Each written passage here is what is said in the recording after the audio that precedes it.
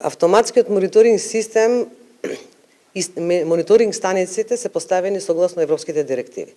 Ние се движиме по агломерации, што значи големина на населените места или на големина на општините. Вака како што е поставен во моментов автоматскиот мониторинг систем, недостасува уште една мониторинг станица и работиме на нејзино поставување, а тоа е за општина Штип. Она што е поставено во моментот и како што е за градот Велес е апсолутно доволно за да имаме индикативни податоци, односно мерења, информации кои што ние секојдневно ги обработуваме, за да знаеме како ни се движи загадување на воздухот на ниво на држава. Општините можат да постават свои локални мониторинг мрежи. Тоа може да биде во нивна надлежност, секако да бидат валидирани, да бидат инструменти кои што ќе мерат валидни податоци.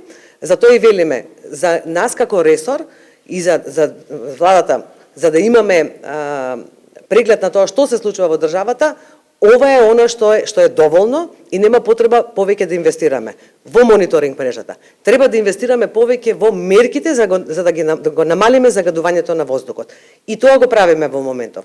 Во моментов почна да се спроведува нов проект финансиран од Европска унија, нели се стремиме кон Европската унија и се стремиме да потрошиме што повеќе европски средства во интерес на граѓаните. Почнуваме проект од 10 милиони евра, кој што во моментов ќе се спроведува, започна да се спроведува во 4 позагадени градови во државата: Скопје, Битола, Тетово и Куманово. Што не значи дека општините не треба исто така да финансираат мерки кои што ќе им помогнат на граѓаните да ги заменат нееколошките со еколошки системи за затоплување.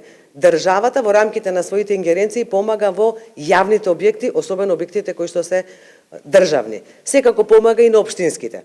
Меѓутоа, мораме да ги здружиме сите капацитети, дел државата, дел општините и секако дел граѓаните, оние кои што можат тоа да си го дозволат.